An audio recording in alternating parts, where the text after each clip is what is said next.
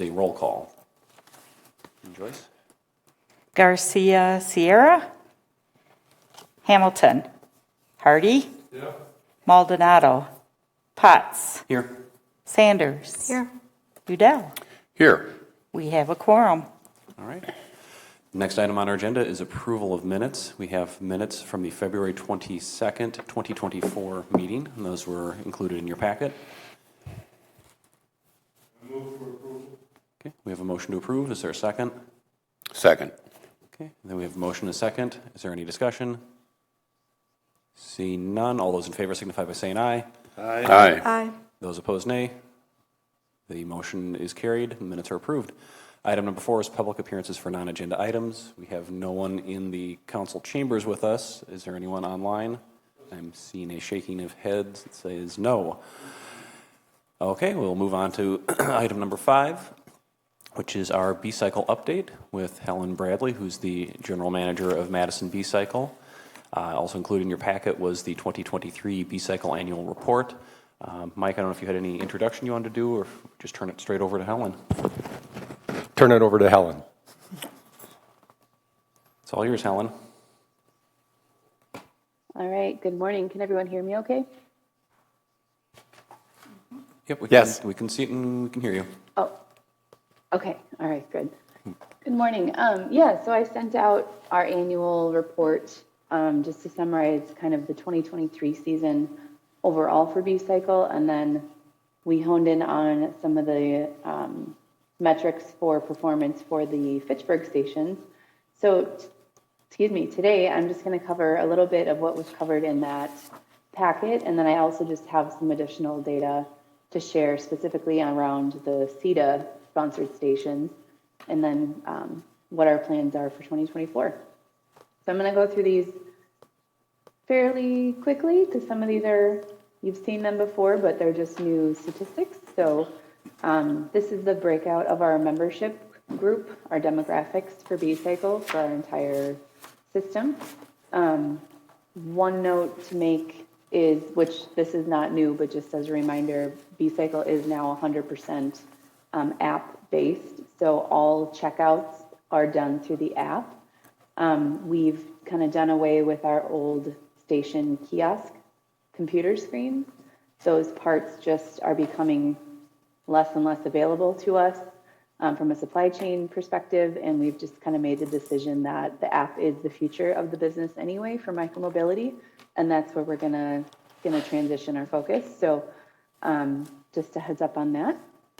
And then our age breakdown, it's always really interesting to see the ages of folks that ride an electric bike share system opposed to more of your traditional bike share. We do see quite a change in fluctuation in age from anywhere from 18 all the way up to 75 plus. So we're definitely, Madison is a bit unique in that we see a larger population of the age groups between like 45 and 74 compared to, let's say, a bubbler in Milwaukee, where it is traditionally the 20s to 30s and 40s that are riding.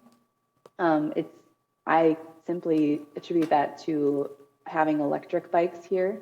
It's definitely getting a lot more people riding who haven't in quite a few years, and it's just an easier option for them to not have to exert themselves as much, and it's just a lot more fun.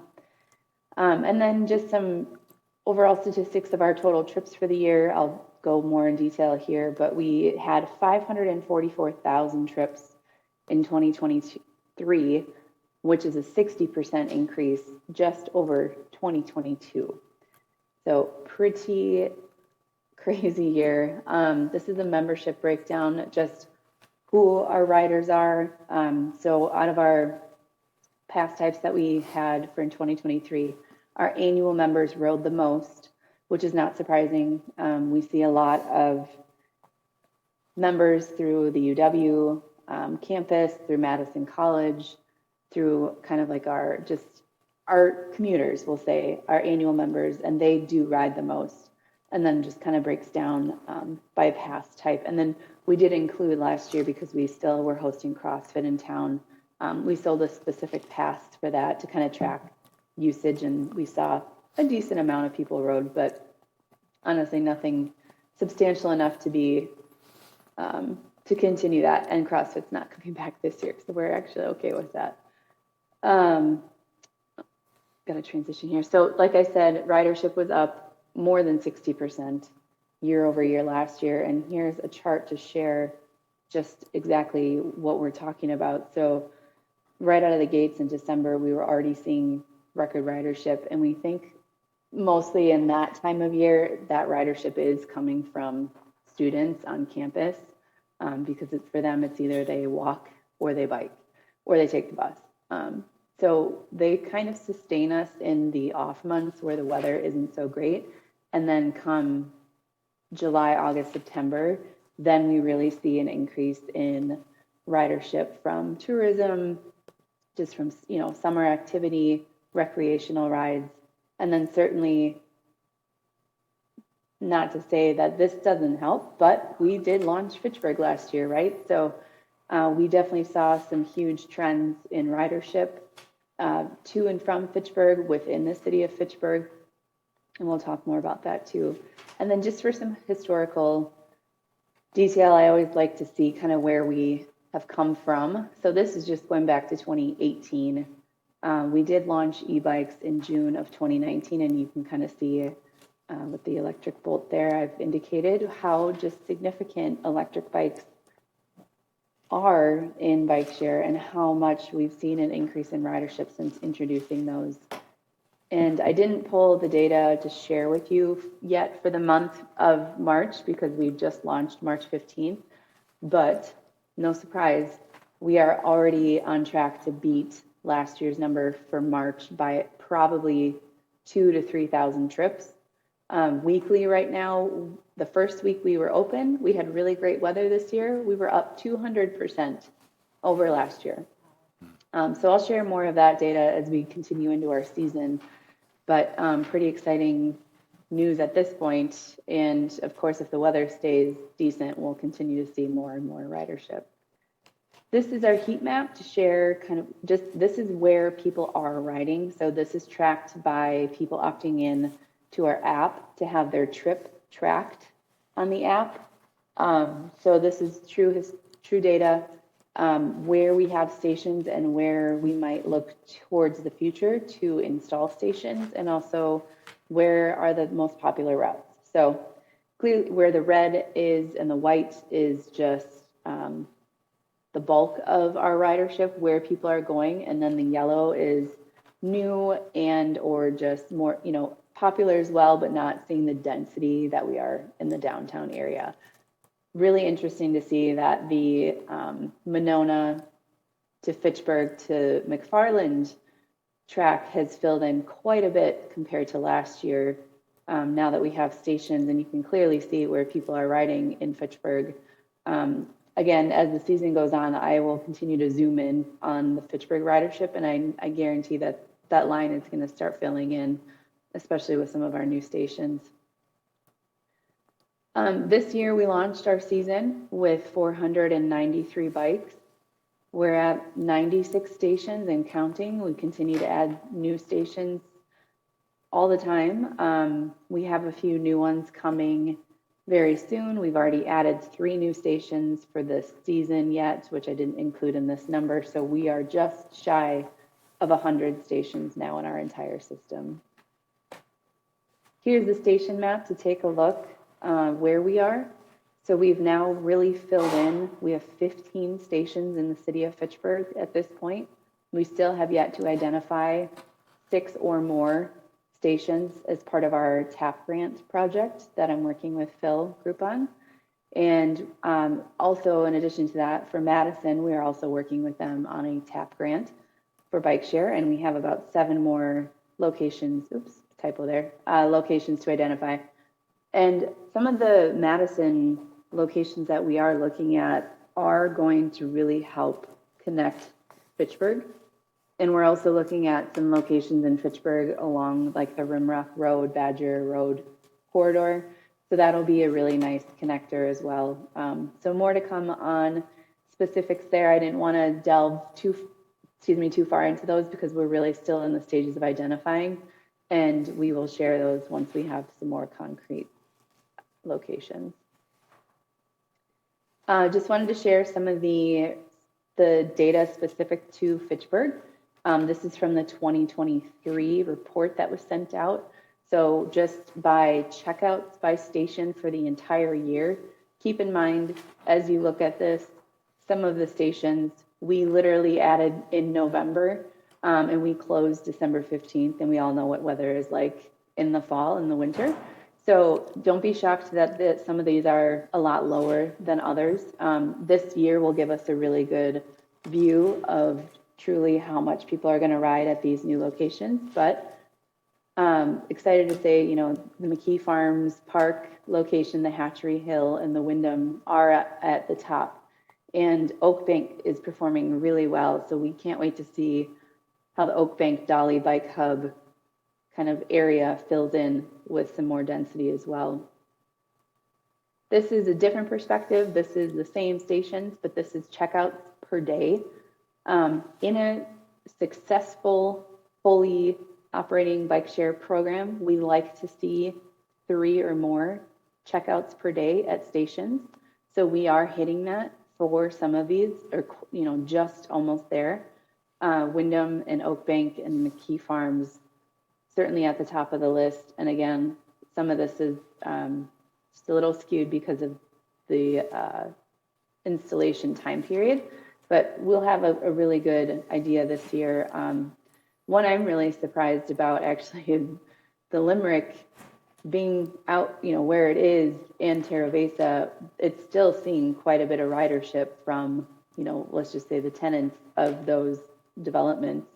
And then Fitchburg, Chamber at Agora, I think that number will only increase this year as that one becomes a lot more popular. It's more of a hub center. Another view just quickly of the CETA sponsored stations, Hatchery Hill Park, McKee Farms Park, and Wyndham Hotel. So of those 3, we're seeing McKee Farms Park at the top at 41% for checkouts by station overall for the year. And then I have a bunch of other data, and this I will share with Mike and Joyce and the group from CETA. It just goes into more detail specifically around the CETA stations. I don't think was part of the packet that we sent out, but we just like to share of the ridership that we're seeing to and from the stations that are sponsored by CETA. What is the major impact? So it's easy to say that people are riding, they're checking bikes out, but what does that really mean from a sustainability perspective?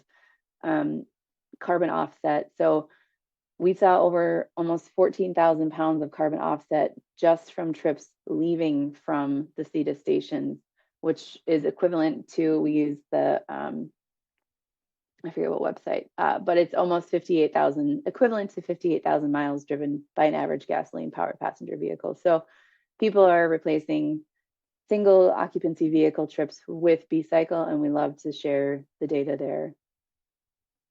And then I've got some other stuff, but that is kind of my summary for Fitchburg at this time, and I'm happy to answer any questions if anyone has any, and I can go back if you need to. But thanks for your time this morning. Great, thank you, Helen. Are there any questions here from CETA? Randy? I was just looking for a comprehensive list of all the stations within Fitchburg. I noticed when I walked in this morning, there were a number of B-Cycles out by the front entrance. Is that a station out there as well? I didn't see it on the list. That's why I'm asking. Or is that considered the library, even though it's not the library? Oh, yes, we have a station at the library. Or Yeah. at the, not the library, excuse me. We have, I think we call it the Fitchburg Community. That's the community. Okay, fine. All right. Very good. I just wanted to make sure it was included on the list. I understand now. Thank you. Yep. So that one, the Fitchburg Community Center and the Fitchburg Senior Center stations were not included in the data that I shared because we installed them so late in the season. They were installed kind of mid to late November. So those are missing from the report that I shared. Okay. All right. Thank you very much. Enjoyed your presentation. Thank you. I'll just throw out there, if you want to see like a nice graphical representation. If you go to the Madison B-Cycle, I think it's just madison.bcycle.com, they have a map that shows you all the stations, so then you can see, and you can just zoom in on Fitchburg and see where all of the stations are. So you'll see that those are actually 3 distinct stations, as Helen said, with the library, kind of the City Hall Community Center, and the Senior Center. Any other questions or comments? Go ahead, Mike.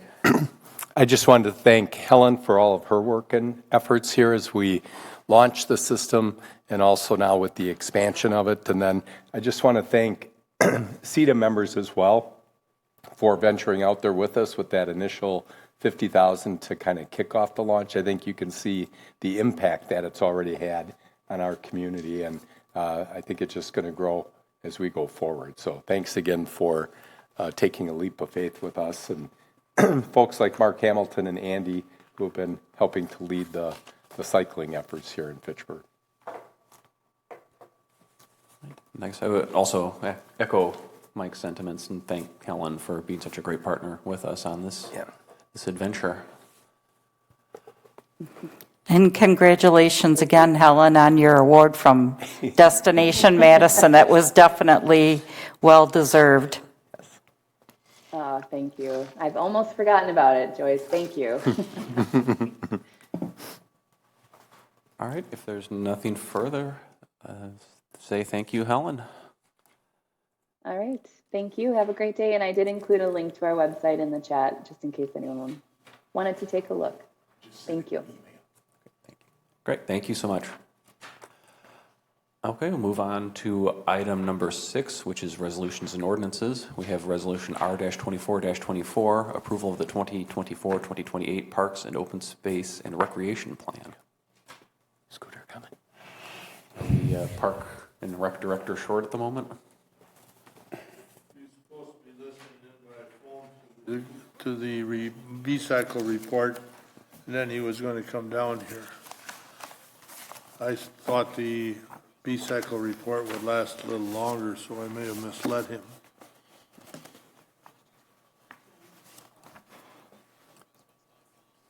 Just bear with us for a second while we go track him down.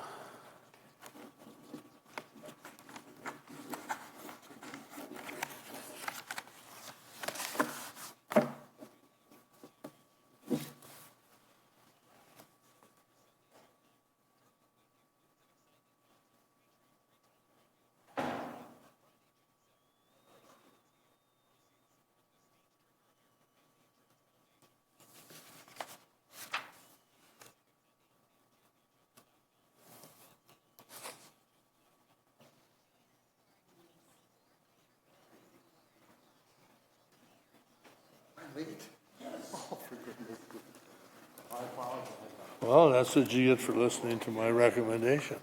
What's that? That's what you get for listening to me. Shall I get started? I can. Well, now we're missing Michael.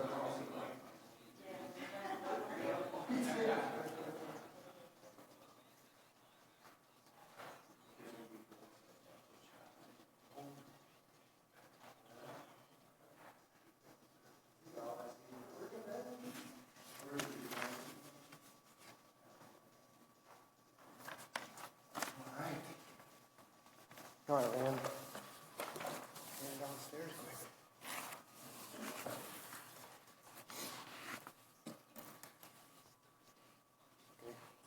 quick. Good morning. Should I start? Yep, Good go for morning. it. Good morning. Certainly, I'd be remiss. I'm Scott, the Park and Rec Director, and I'm here to talk about the Park and Open Space Plan update. But I would be remiss if I didn't mention Deanna Schmidt and Brad Sipple from the Planning Department. They're really the staff that have helped me put this help us put this plan together. One observation, what I've been doing is kind of going around and speaking to all the committees, and it's interesting to me that each of the committees actually has there's some action items within the plan. And each of the committees actually have interest in some of those actions. And I would think CETA would have the same interests. There's, certainly we've got parkland dedication and park improvement fees. There's other related interests that you may have. So it's really good for me to go around and speak to everyone. And what we're doing is we're kind of asking each committee to take a specific look at their piece of the plan to see. And certainly, one thing that the plan is not, the plan is not the specific details of the action that might be taken. The plan is an identification of the action. For example, parkland dedication fees and park improvement fees. The plan will not include the details of that assessment or what those results might be. The plan will call for that action. So that's really the function of the plan itself. I apologize for people who have heard this presentation a couple times. I try to move it around a little bit, but that it is what it is. And actually the plan was last done in 2015. And they're 5-year plans. And what they do, as I mentioned, they provide the action for the department.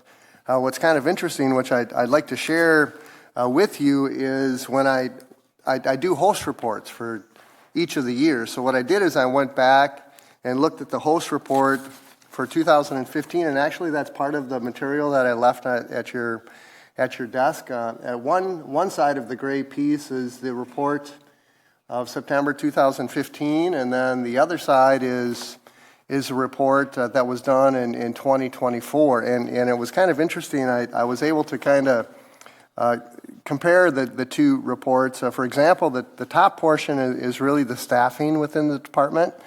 In 2015, we had 10.25 full-time equivalents, and the department includes the Parks Department, the Rec Department, which does all the programming and the shelters, and then the Forestry Department with Anna Healy. So it was 10.25 in 2015, and currently we're at 11.75 in 2024. So within that 9 or 10 years, we've increased 1.5 full-time equivalents. The next portion is the budget information, and you can kind of see that in 2024, our budget was almost $2 million. And then in 2015, it was a little bit over $1 million. So it's definitely has increased over the years. One thing of interest within that budget line on 2024, in 2019, the revenues that were collected was about $260,000. And we get revenues from recreation fees, rental of shelters, rental of ball diamonds, all of those kinds of things. And that, I guess, in itself is kind of a user fee for people that are interested in using our facilities. And you can kind of see in 2023, we are at $269, but you notice in 2020, it was $69,000.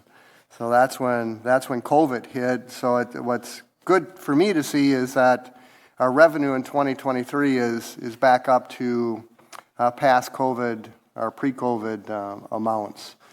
Park maintenance, one thing I would identify in here is a tree planted, 401 in 2023, and that's about an average year. One of the interesting things is in 2015, we had 507 acres of space. Currently, we have 788. So that's how much it's increased. And maybe just a little bit more detail about that. That 788 acres include 15 small gazebos, 14 tennis courts, 8 pickleball courts, 12 large shelters, which I think 8 of them are rentable, 13 ball fields, 22 half basketball courts, 6 full court basketball hoops, and 40 playground structures. What's also interesting from 2015 to 2024 is the amount of trails. We had about 20 miles of trails in 2015, and we currently have about 30 miles. So that's increased pretty rapidly. And new things that we've added since 2014 is is the dog park at Sunnyside, an inclusive playground at McKee, disc golf course, which is part of the golf course at Nine Springs, 8 pickleball courts, and actually we're adding 4 more this year. So that, I think, was I just wanted to kind of give a summary, a state of the Park and Rec, and I think that really begins to start to tell the story. You know, the value that we provide, or that's provided to the city through its park system, is really, I think, intangible, quality of life, those kinds of things. So I wanted to share that. I also included in your information there, and actually if you don't want to, it'd be great if you didn't want to take the information, just leave it there and then I can grab it and use it for the next one. But we've got our park planning, our parkland dedication and our park improvement fees on the brown sheet. And then actually I included in your packet a couple of the current projects that we're working on. The first one is the hub on Traceway, which is really a cool project. The second one is the Stoner Prairie Park Master Plan in the new Stoner Prairie neighborhood. And then the third one is our Egg Park in Terra Vesa. One thing that I would like to share is a little bit about the funding. Through our parkland dedication ordinances and park improvement fees, all of these new projects, they are funded. The hub, Stoner Prairie, and Terra Vesa are all funded through parkland dedication that we receive as part of the development, along with parkland dedication fees or fee in lieu of. So the $4.5 million hub or so is paid for through the park improvement and parkland dedication fees. The thing is, though, is once these facilities are built, you know, what happens in 20, 25 years is they need to be replaced. And that's a tough thing for us to figure out right now. So that's, hopefully we'll be able to try to figure out a way to create some kind of funding. Certainly there's a general property tax funding that we can utilize, but creative way trying to find ways in which we can maintain these facilities, you know, when they need to be, you know, when the playground needs to be replaced and those kinds of things. So with that, I'll maybe jump to the plan. And again, I mentioned it's kind of our action document. It's divided into 3 pieces. It's got an executive summary, which is the first part, and then the middle of it is the existing condition, which is a list of all the different amenities and parks that we have within the system, along with a brief description of them. But the action of the plan is in the third section.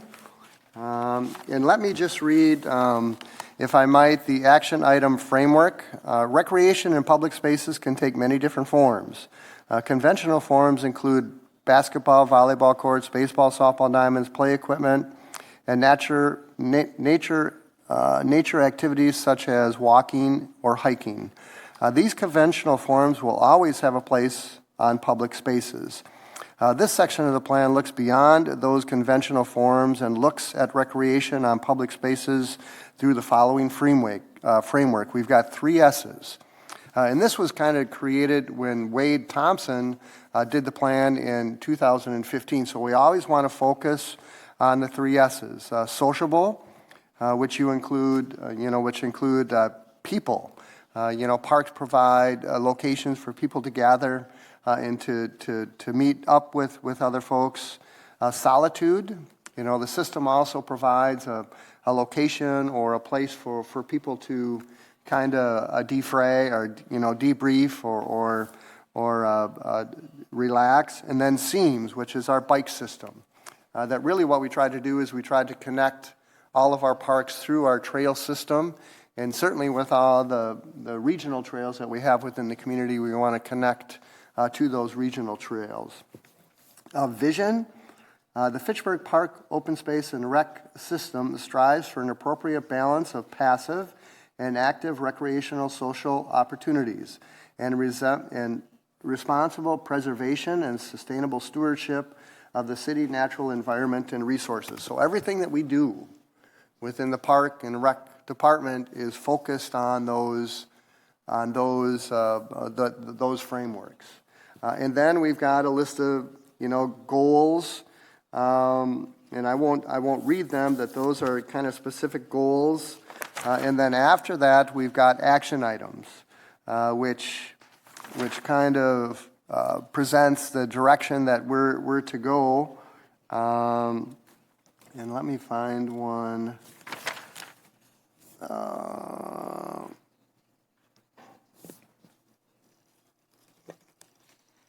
There's one in here I thought with parking. Oh, I'm not very prepared here.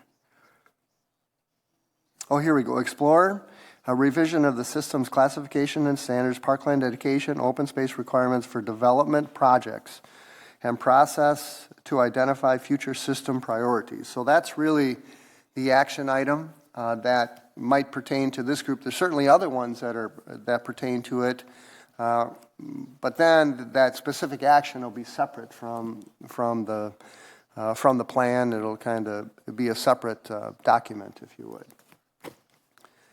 So I think with that, what I'm doing is kind of, like I say, going around to all the different committees and asking them to take a closer look to see where their specific committee might add some context or some clarity to the text. And then what we'll do is there's been a couple of different groups that have shared a lot of things. So what we're going to do is Brad and Deanna and myself will gather all this information and see how we can actually put it into the document, and then we might go to a couple different groups just because they showed a great interest in it, and then get it. We were planning to get it approved in April, but I think there might be a little bit of a delay just because we want to make sure that all the groups' input is included in the document. So with that, I'll open it up for comments or questions, of course. Were there questions for Scott? Randy? Scott, where are we at with the hub and even the Stoner Prairie Park? I mean, as far as construction for the hub, that hasn't begun yet. No, it is not. And actually what we're doing is we're working on putting the final touches on the construction document. We're looking for a June let of the project. Mm-hmm. And we're anticipating it might be about a 12-month construction. So hopefully we can get started this fall and get it all enclosed, if you would, work on the interior over the winter and finish up in the spring and be open. There was an easement issue with that, with the hub, and that's been resolved, from my That has understanding. been resolved. Yeah. And with the Stoner Prairie? Stoner Prairie, we're at the same spot. We're finalizing the construction documents and hopefully getting that bid soon rather than later, and actually try to get that constructed this construction season. Okay. This year then, 2024? Yeah. Very good. Yeah. A couple other projects we're working on is Tower Hill Shelter. That's going to get renovated this year. It's one of our oldest. What's kind of interesting is, if I might, ARPA TID closure. We were able to secure for our department, $1 million for the tennis courts at McKee. So those are currently being redone, and then actually the Tower Hill Park project. And that's kind of interesting is we've been trying to get dollars for those projects for several years, and with ARPA and TID we were able to get some of those done. So that was nice. That was good. Scott, I have a question. When a new development comes online, they can contribute land towards park open spaces, or they can pay a fee in lieu. Which does the Parks Department prefer? It really is a case-by-case situation. When a development comes in, what I try to do is look at the community that's being developed and where it fits in our system regionally, and then kind of help direct that decision. For example, all of the, the new developments on North Fish Hatchery, they didn't have any land to give because they wanted to develop it, so we took the fee in lieu of parkland dedication, which was really beneficial because it helped us fund the hub. So really the goal is to figure out what's the best method of receiving either land or fee in lieu of with the idea of creating the space that's going to provide the services that those residents will need related to parks and recreation. Do you devote any time or attention to use of the park spaces? I mean, do we know that this place is being used, this place isn't being used? Well, we were able to do that when they rent the shelter, park shelter, for example, or if they rent the facilities. But all of our parks are really first come, first serve. So, if they're, for example, at Swan Creek, if they're playing tennis or pickleball, they don't necessarily have to reserve it. They'll just be going out and playing. To your question, we don't sit out there and count, count people that are using the park outside of the, outside of if they're reserving it. So yeah, that's kind of a tough one a tough one. And I would say that I think when we go through this analysis, I think we're good in land, if you would. So I think we would probably take the fee in lieu of parkland. But the thing is that's restricted as far, we can't use it for maintenance. We can't use it for a replacement. So that's the needle that we're trying to thread right now, where it's a case of, okay, Stoner Prairie or Stoner Prairie or Terra Vesa, they have a new development, they give us dollars, and then they are really expecting their park, right? But we as a city are going, man, that means we've got 5 more acres or 6 more acres to maintain. So it's really a kind of a dilemma.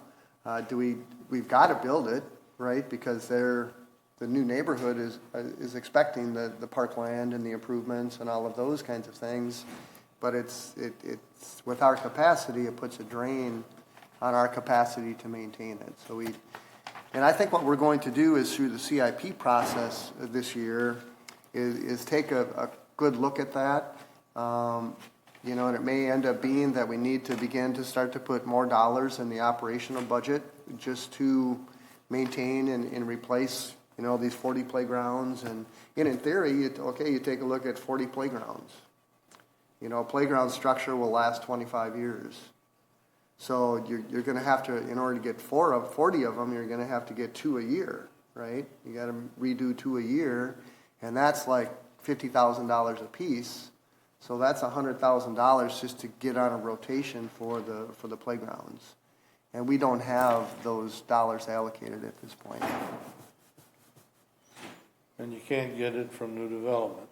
Well, I've offered some creative methods, but there's a lot of hurdles, even internally, that it needs to get over. But that is a needle we need to try and figure out. And endowment funds or, those, or a portion of the fee. I guess we want to be fair to everybody, but the reality is these things got to be built and then they do have to be maintained. So I don't think it's fair to the property taxpayer, to have to do that. And we've got, for example, the Chicory Meadow neighborhood. There's a tennis court, 2 tennis courts there that are in disrepair. And they want them replaced. And I've been trying to do it but it hasn't been funded just because of priorities and those kinds of things. So, it's kind of a reflection point for the city to decide, what they want to do. And, and again, I would argue, I guess I'm, pro parks, but I really believe that these are investments in our community and quality of life and those kinds of things, so we get a big return on the investment. And it is getting some it's getting some traction now, so Oh, good. I'm happy to see it. My son and his 2-year-old son, my grandson, were here last week for a week, and they enjoyed the parks. Yeah, Beat the band. yeah. From Los Angeles, they said, this is the cat's beyond here. Parks rule. Good job. Well, but and again, what I found really cool is, everyone is so busy, right? So you go to the different committees and they're really focused on what they're doing, but this just helps them kind of see the other services that our residents are provided, and they're paying for it. They'll sign up, they'll rent the shelters, which to me, we've got like 20 plus annual events in McKee Farms Park. We keep getting more, so that to me is no red tape. It's easy to work with us, and they bring their event to our community, so, Good. yeah, no. I That's guess my story, yes. I'd kind of echo Dan's comment too, and I know it's something we've discussed in the past, and I guess maybe having it in the plan, hopefully we'll really look at kind of that split between the fee and lieu and then the park impact.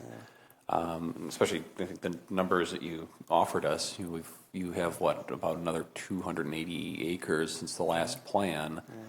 And I don't want to say you have enough land, because obviously there's always going to be new developments and need for some acreage in there, but a lot of what's in this plan is about developing what we have, and I think that's where you need the source of revenue, and that's where I think your split is off. And to try to find a way to get more money to actually improve the parks that we have.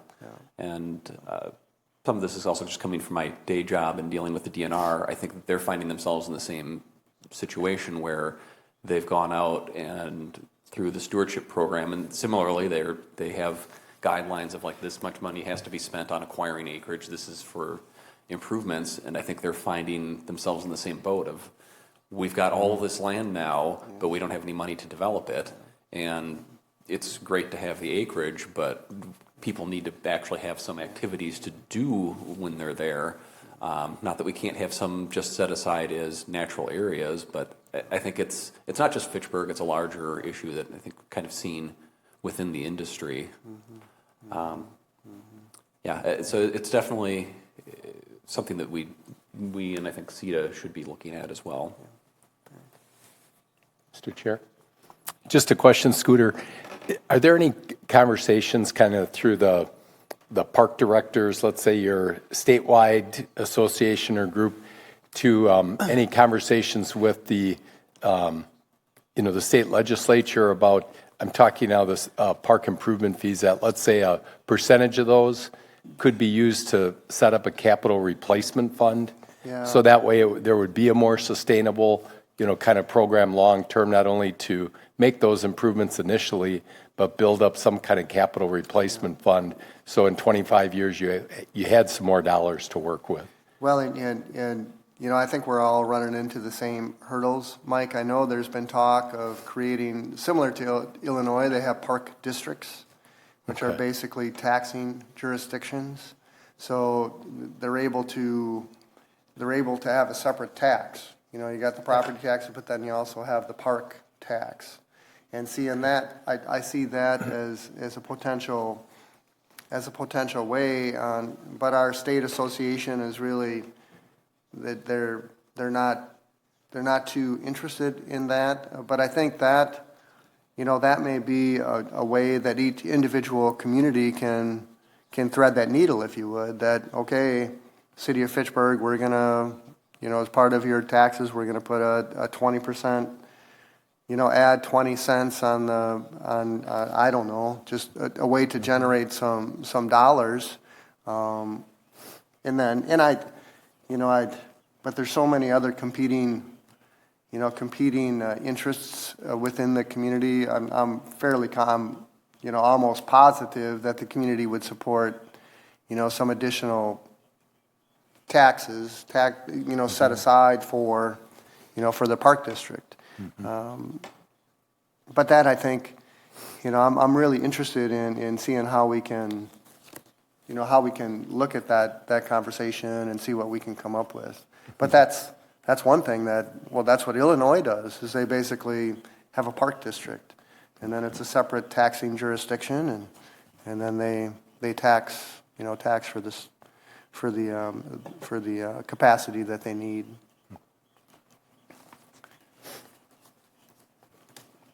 Quick question, sorry.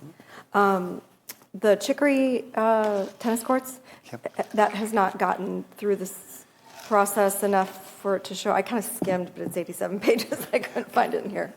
Well, and what's happening with that is it's getting to the council level now, where there was an alder who put in a ARPA TID, a budget amendment. It did fail, but the council directed staff to include it in the capital improvement plan. We do have, it's one of our CIP accounts that replaces some equipment, but like I say, it only does maybe one playground per year. And then you've got all these trails.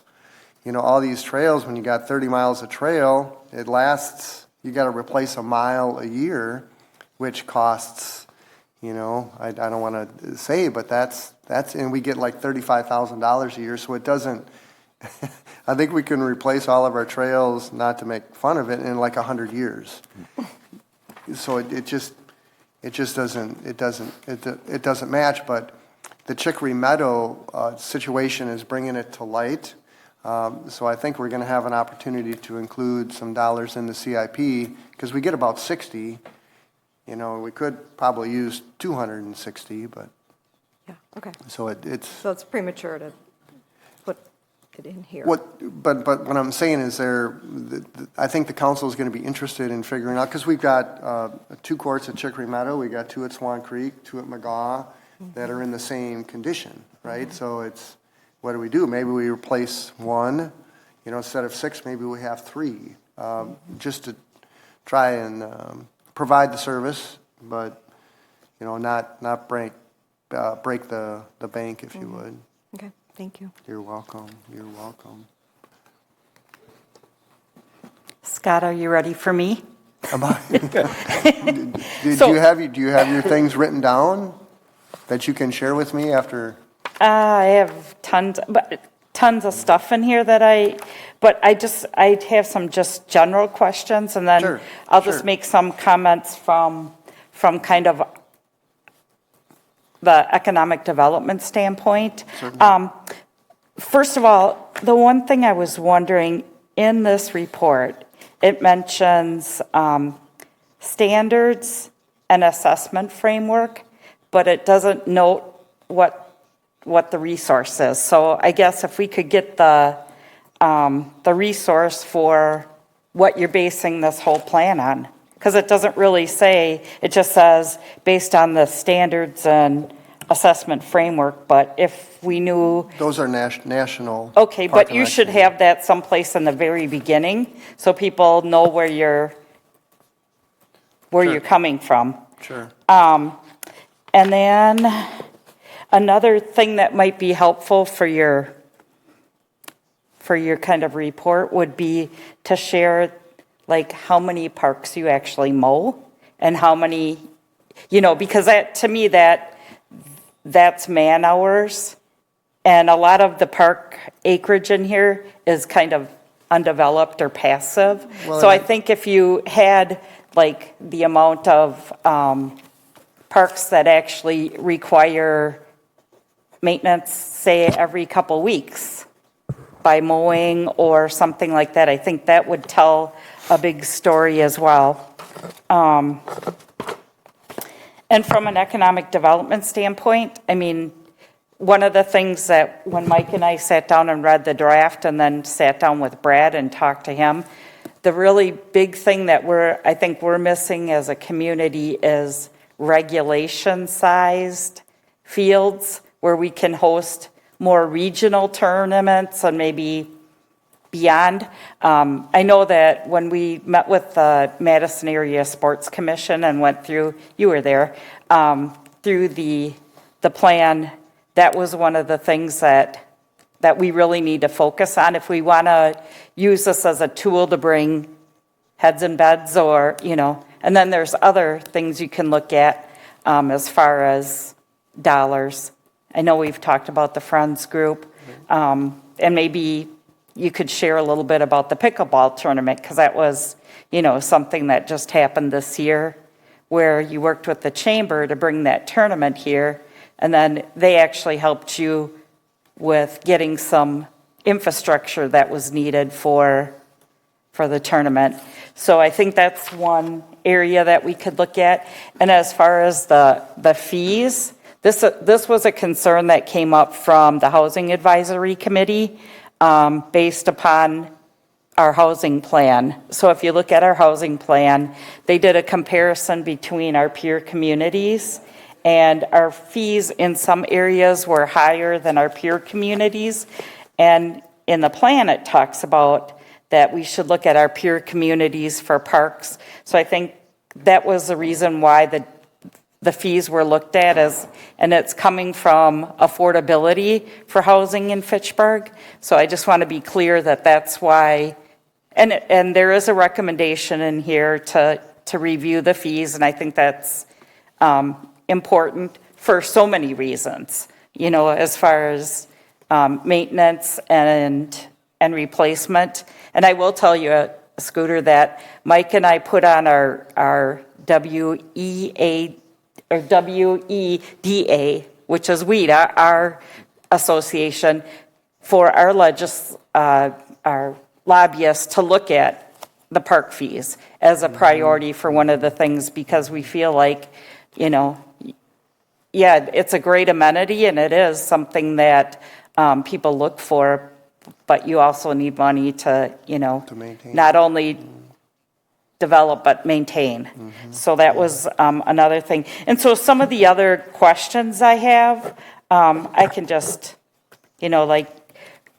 who maintains the Capital City Trail and the Military Ridge Trail? Do you guys have to do that? No. Okay. That's Dane County. Right? Okay. Right.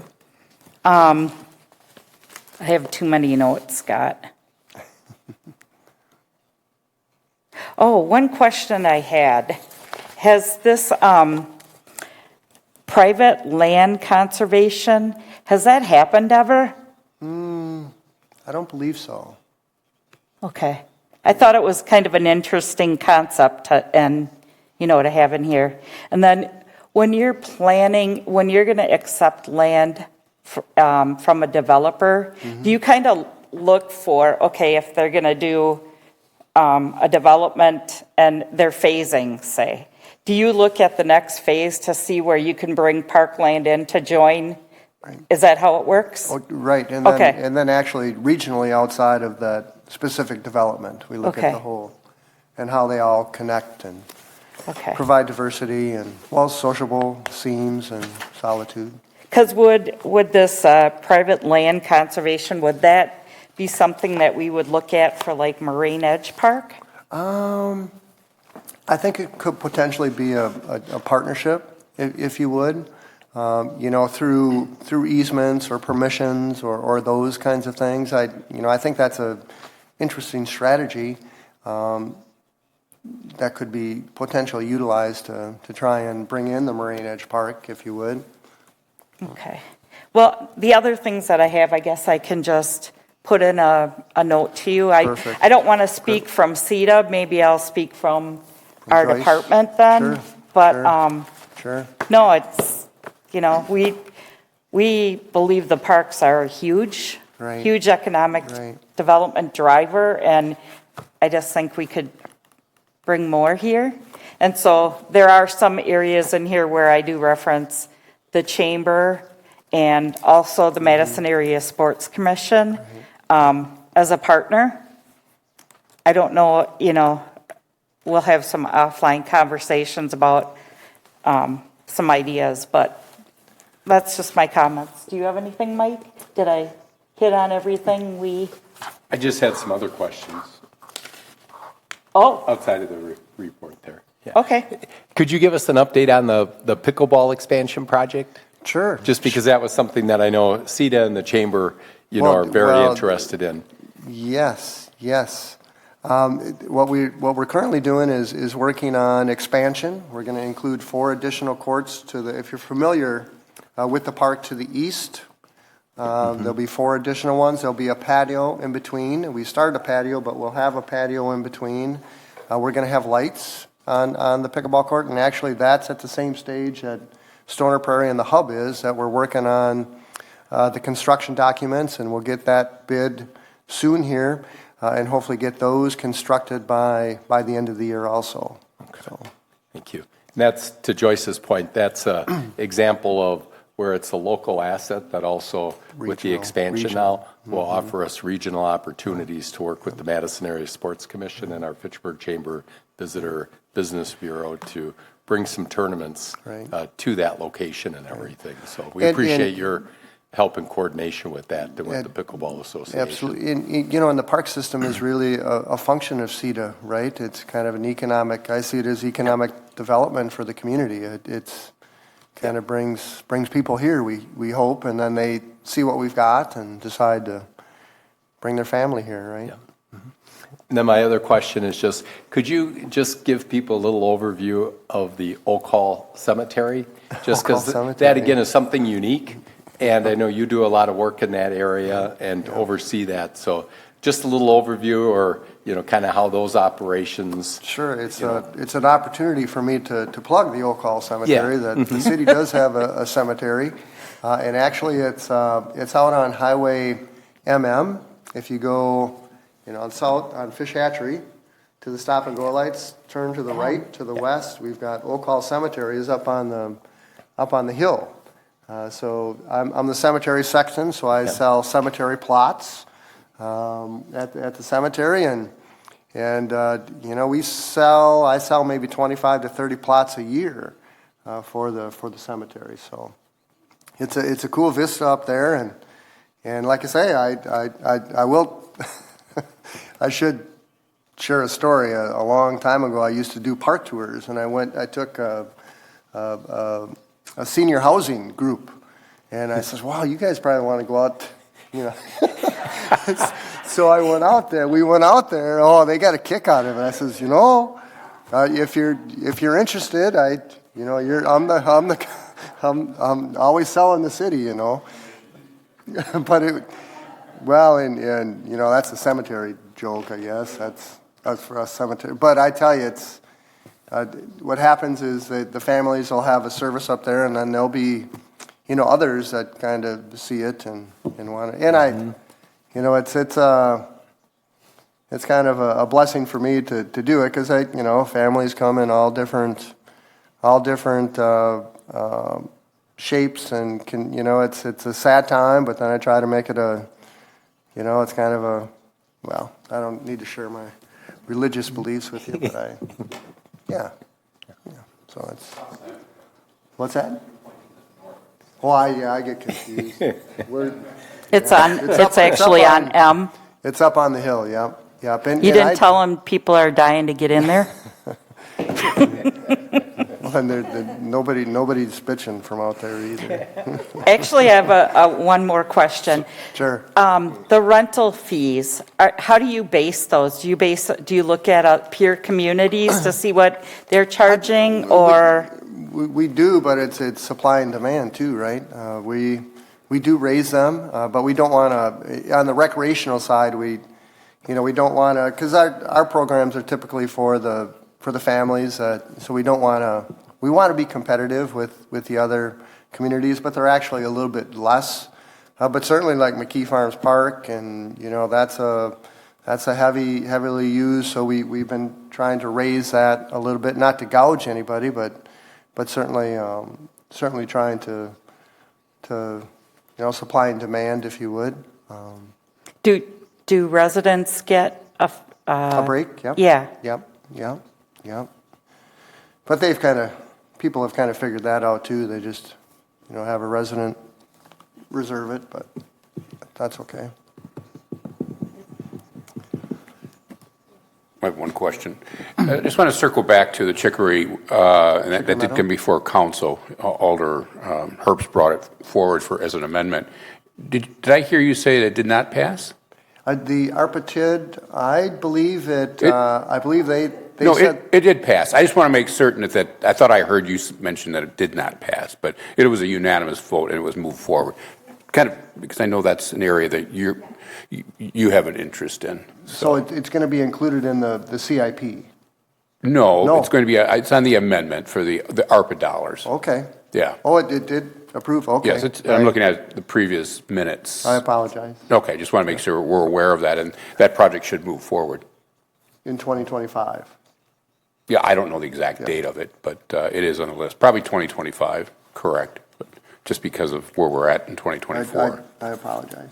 Yeah. So that will be amended, that'll go into the plan then? Is that That's how my that understanding, that's what we works? voted on, yes. Yeah, right, okay. Not the CIP, but the No, but the ARPA ARPA TID dollars, ARPA TID dollars, yeah.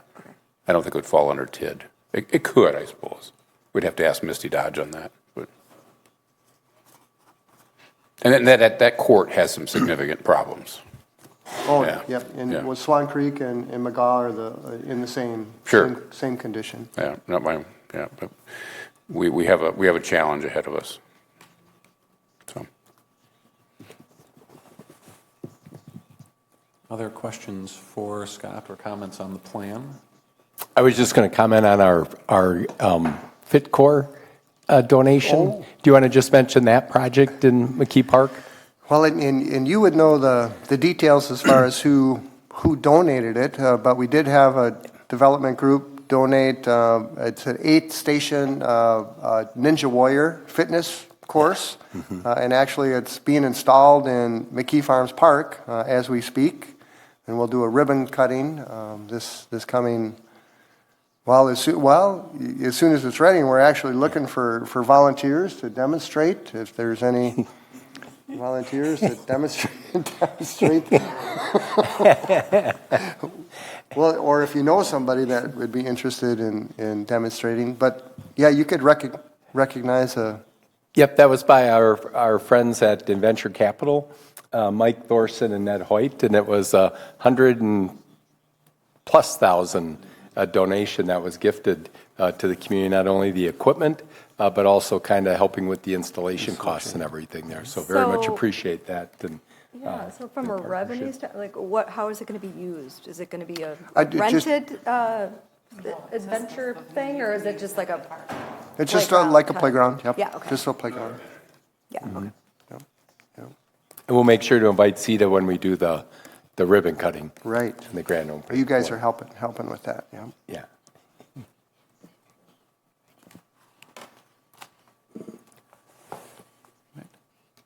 Actually, I did have one other comment section for Dan, since you were asking about park usage. And Scott said we don't sit out there with a clipboard taking notes. I would note that on the bike system, we do have actual counters out there.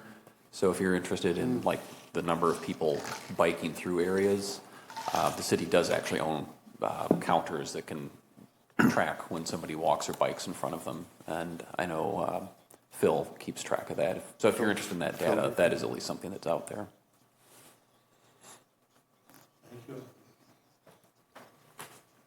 I would just like to say compliments to Scooter and the whole team in the Parks Department there.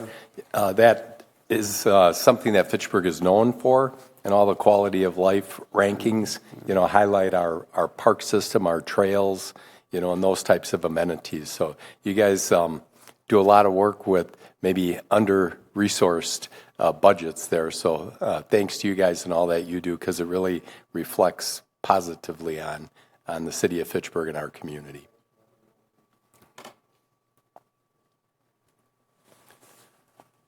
All right, I believe we're looking for a motion on this, since this is an action item. I'll motion to approve. I don't have, do you want me to read the whole thing off again? That's okay.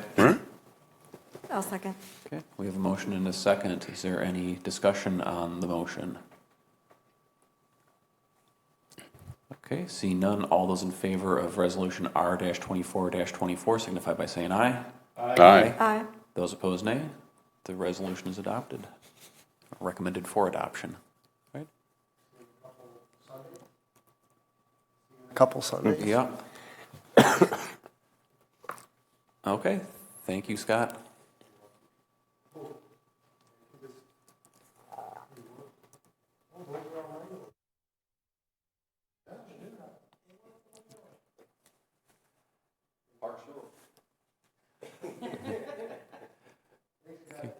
Thank you. Okay. Item number 7 is the hotel room tax report considerations. No report, and we don't have, we're not to the quarter yet to have a quarterly report. Few days we'll have it, but. Okay, item number 8, Economic Development Director and Committee Member Reports. Mike? I just wanted to give some updates on a couple of things here. Our planning colleagues have been hard at work on the 2 neighborhood plans, both the Greenfield neighborhood plan on the east side and then the South Stoner Prairie neighborhood plan on the west side. And I just want to share my screen here to show you. We're working with MSA, the planning consultant there. And there we go.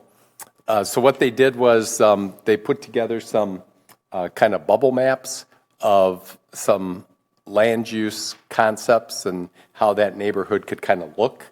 And so they've got 3 different kind of iterations or versions that they shared for the Greenfield neighborhood there. So you can see option C up here on my screen right now. That's got kind of high density here and medium density to the north and kind of surrounding the existing low density of the Greenfield residential area.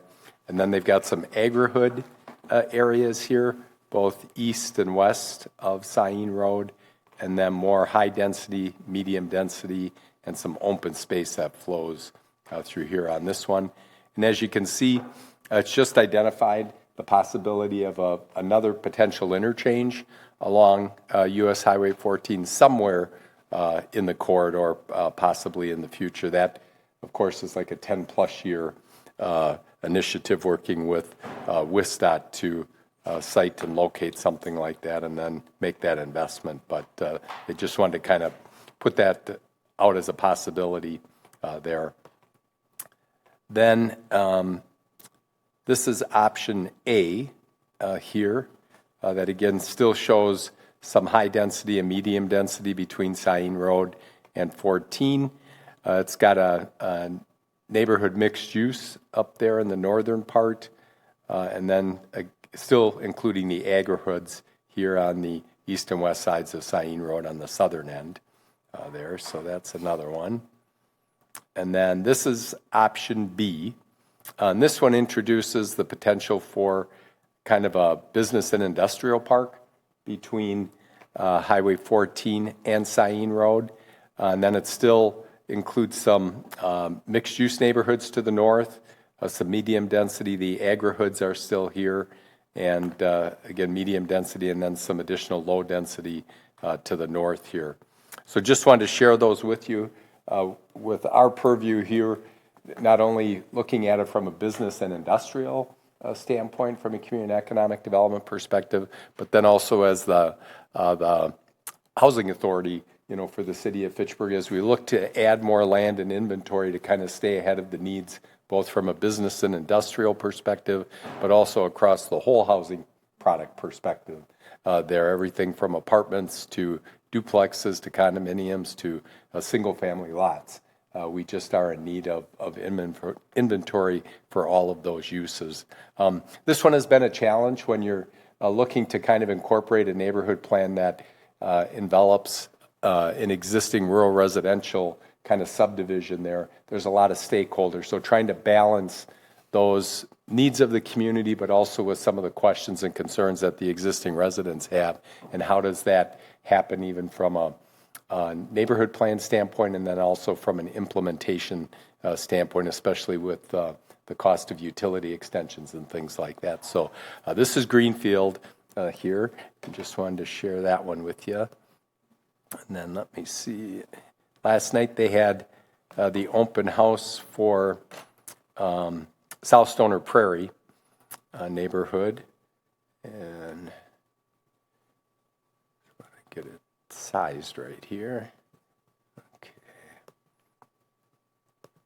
And then tonight is the steering committee meeting for South Stoner Prairie, where they will discuss some of the input that they received last night from the folks that showed up. So here we've got South Stoner Prairie, so we've got Lacey Road to the north, and then we got Fitchburg to the west.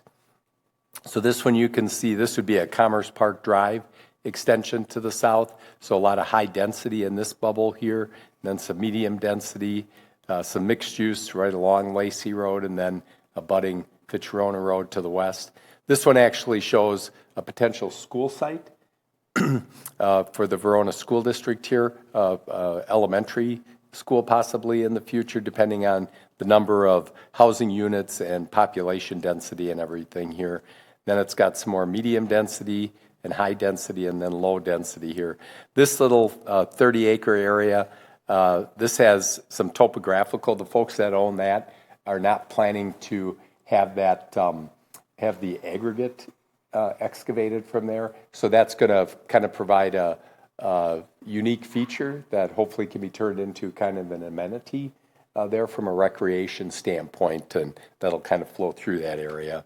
Then you can see a couple of new roads that would be envisioned that would flow through this area, and this one would loop around and connect to Grandview, and then another one further south here. So this is one iteration on this one.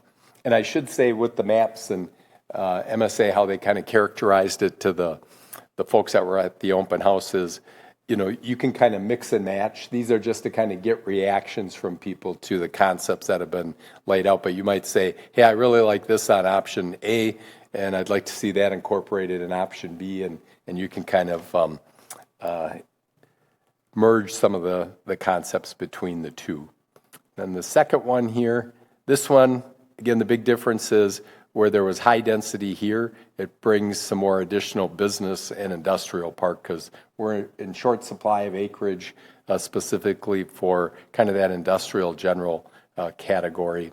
And then this one still has some high density, some neighborhood mixed use to the north, and then it kind of on the southern end here has some rings of lower density residential, still with that kind of environmental feature here in the middle. So I just wanted to share those with you. If you have any input, thoughts, or perspective on it that you want to share with us to pass along, please email Joyce and I, and we can kind of share your input. But they'll continue to kind of refine these and come up with, kind of merge the multiple options that they're showing into kind of one preferred going forward. So they're making good progress on that. Is this survey closed? The survey for South Stoner is still open. I think it closes today. Okay. And I don't know if Greenfield is still open or if that one closed. Any questions on either of these kind of neighborhood plans? This work will continue, and then once they kind of come up with that preferred concept, then they'll start to go to more detail as far as utility plans, transportation plans, and all of those kind of support documents and support analysis and infrastructure there. And they're anticipated to have both of these neighborhood plans wrapped up by the end of this year, in 2024. And then once we kind of finish these, as you might remember, there's money from the ARPA TID to then look at starting a full-blown comprehensive plan update, because the last one that we did, the focus was really limited on the existing urban service area, and we didn't do a full-blown comp plan update to really look at all of Fitchburg. So once Deanna and her team kind of finish these up, then we'll look to start that process, which will probably take a good year to go through a full-blown major comp plan update and everything. But we're in need of that. And then the other thing that they'll be doing eventually coming out of that is a zoning ordinance update, and then also looking at our sign ordinance as well, because both of those need some refreshing and updating. It's just a matter of when can we get to it in the queue there. But thank goodness for those ARPA and TID dollars, because they're funding a lot of these things that traditionally we probably wouldn't have the capacity, or it would take us longer to have the financial capacity to do. So it provided some of that one-time money to fund some of these project and analyses here. And then a couple of other updates for you. We're working on the TID number 18. This is the one that will be south of Cottonwood and north of Lacey Road, primarily west of Commerce Park Drive. And so Joyce has done a significant amount of work with just the kind of coordinating with our city staff team here. So we're anticipating a draft project plan that we have from Ellers. And then letters are going out to the property owners because we're reclaiming quarries here. It actually qualifies to be a rehabilitation TID district, which gets us the maximum life of TID districts of 27 years. And but as part of that, then we have to mail letters out to the property owners, just letting them know that we're identifying their parcels as in need of redevelopment. The big property owners here are Payne and Dolan, General Beverage, Promega, and Sub-Zero. So we've been working hand in hand with them, and they've been anticipating that these letters would be coming out. So the Joint Review Board organizational meeting is scheduled for April 16th. And then at that meeting, they will set the meeting for when there will be final consideration, probably about the middle of June, for that new tax increment district. And then we've got 2 projects potentially in the queue that would come forward after the TID is created. One would be the Sub-Zero kind of corporate conference center that would be adjacent to the barn facility that they already have on their campus. And then the other one is hopefully a warehouse and distribution expansion by our friends at General Beverage on a lot just south of Cottonwood from some land that they had acquired from Payne and Dolan there. So those are kind of 2 projects that would help lead us off. But this will bring us some larger areas and acreage for clean manufacturing and light industrial that we are in desperate need of, not only for our existing companies, but also new prospects that may be looking for areas. So we'll keep you posted on that one. And then couple of other updates. Thermo Fisher is doing a land division at Spoke and Sprocket and McKee Road, just west of the bike trail. So there's going to be a 7-acre site and lot that's going to be created there, and there's a project that'll be coming forward on that site. So hopefully in the next couple of months there will be information more public as far as what that use is going to be right there at that kind of unique parcel as part of their campus. And then Terra Vesta is moving forward with the 4th phase already. That area continues to boom on the east side with significant single-family development and also townhome product over there, much needed that we have. The 100-room Spring Hill Suites got their architectural design and review approved at Plan Commission last week, so they're anticipating to break ground for that project in May or June, which is going to be a great addition to our hotel portfolio here in Fitchburg. The Sub-Zero Corporate Conference Center was also on Plan Commission for architectural design and review. We've got townhomes under construction here at Lacey Road and Notre Dame. If you're driving down that way, we've been kind of waiting for that project to come forward, bringing us some more inventory in that segment of the housing market. And then if you're driving by the roundabout there at Lacey and Sain Road, you can see the first apartment building of Hartung Fields coming, the first of 3. That's by Ned Hoyt, part of the Venture Capital Group is doing that project. There will be 3 apartment buildings there, so this is the first one that they're doing. So that'll continue to bring us more multifamily housing stock. And then we're continuing to work with Colburn Hundley, a development group out of Grand Rapids, Michigan, on a comprehensive development plan for the Shea former quarry across from Super Target and west of Fitzrona Road. There's about 37 acres there. So he's been putting together his comprehensive development plan on what those land uses would be. There would be some commercial uses right along McKee Road, probably either a large box or some junior boxes in the middle of the property, some medium density housing on the northern end that abuts the existing kind of housing stock in the Jamestown neighborhood. And then as Fitzrona veers to the east, there's a segment there for high density residential. So hopefully in the next couple of months here, he'll bring forward that comprehensive development plan to start the more formal process, but that would be another reclamation of kind of a remnant of our town days of a former quarry that's right in the heart of our urban service area. That would start the reclamation for that land. And then another kind of neat redevelopment project will be on Fish Hatchery Road, working with our friends again at Adventure Capital. They will be acquiring the former Bowman Plaza where the BP C-store and Stop and Go used to be. And then their plan is to demolish that sometime in the summer or fall, late summer or fall. And then they would start construction on what's going to be a 6-story building, approximately 270 market rate apartments.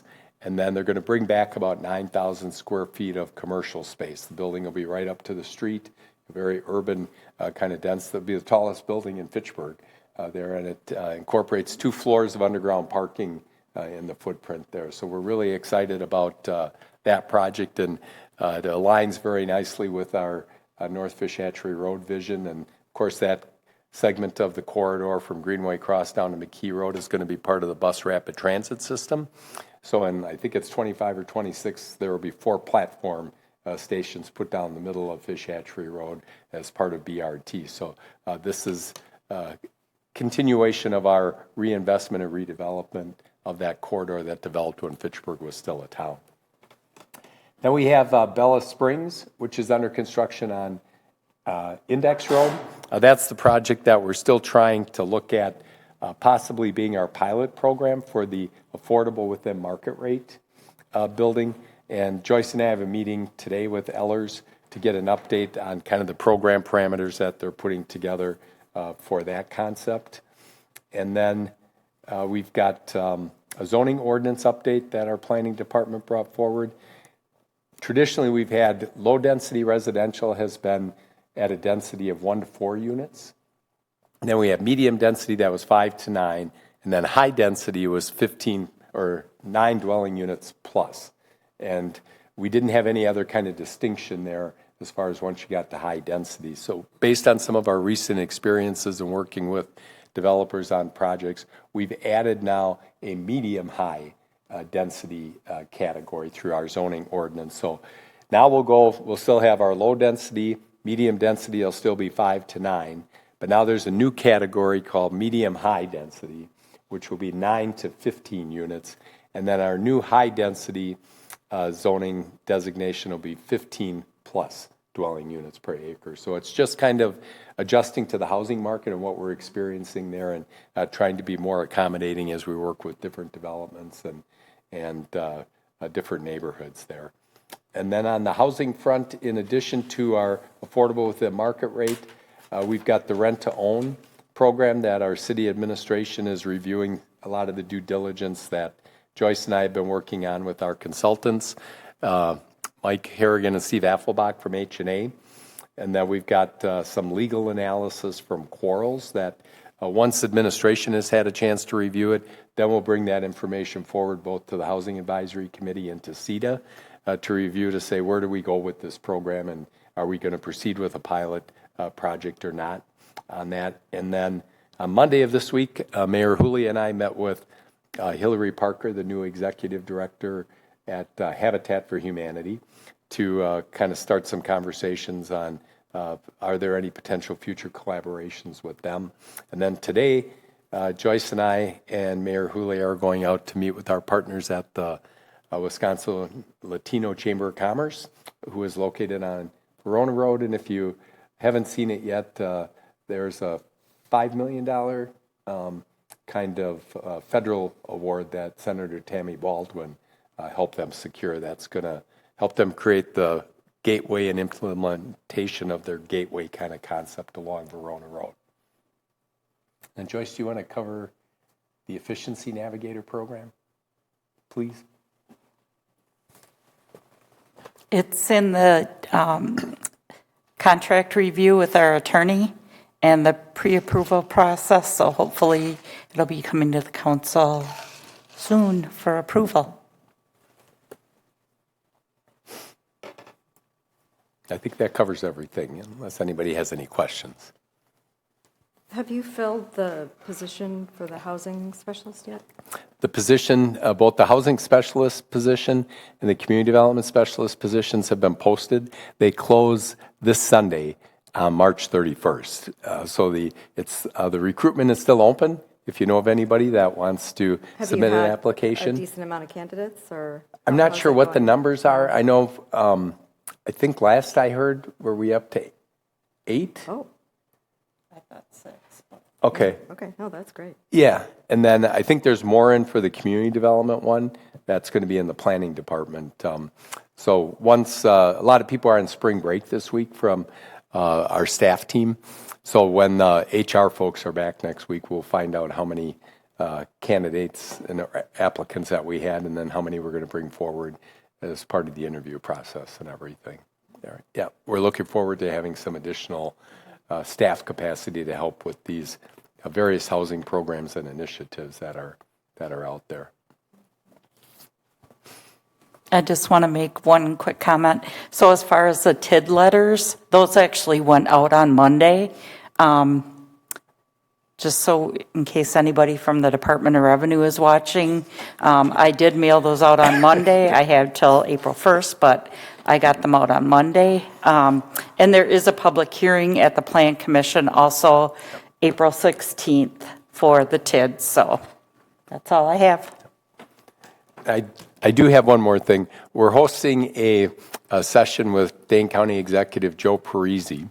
We're collaborating with Mad Rep. It's going to be in the council chambers here on Wednesday, April 24th from 10 to 11:30. And Joe is coming out, and then Kathy from the Office of Energy and Sustainability within Dane County.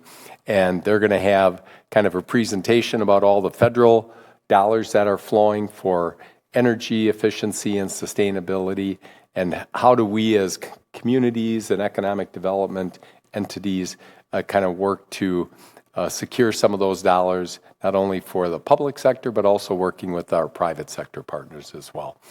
So we can send that invitation out to you if anybody wants to attend that session. It'll be, again, Jason Fields from Mad Rep will be part of it. Mayor Julia will make an introduction, and then we'll have Dane County Executive Joe Parisi and Kathy kind of giving more of the presentation, the overview, and then open it up for a question and answer session. That's it now. All right, are there any additional questions for Mike or Joyce? Okay.